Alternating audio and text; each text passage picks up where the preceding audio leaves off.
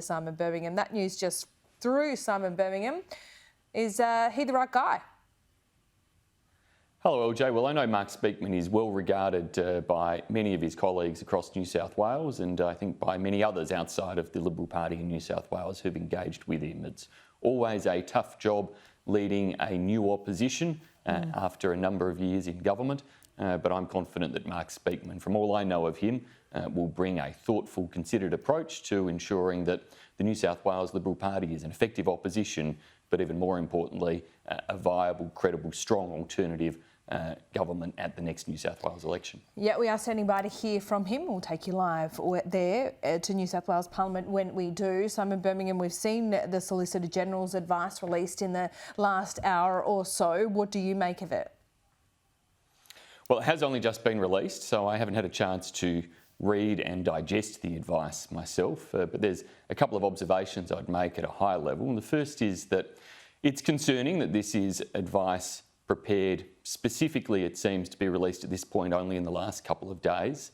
The government has faced calls to release the full advice of the Solicitor-General for some time, and rather than doing that, they've instead gone down this path of preparing an alternate model, asking the SG to consider obviously specific terms that the government was happy to have released, rather than actually releasing the advice to government and its working groups about whether there was a better way for the voice to be structured and the proposal to amend our constitution to be put forward. And I'd ask the government to reconsider their approach there. It would give far greater weight and credibility for the government to provide all of the advice, and if all of the advice backs their case, then that of course would be a stronger position for the government to stand on. Are you suggesting that the Solicitor-General's advice can be manipulated?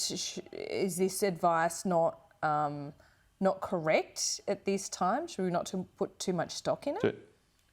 Certainly not suggesting that, LJ. The Solicitor-General will provide a brief and advice that is in accordance with their views and in accordance with what they are asked to provide in terms of the scope of advice to be provided. Yeah, right. Critically though, before we got to this point in terms of an opinion on these words for constitutional amendment, the SG obviously engaged in processes with the working groups around alternatives.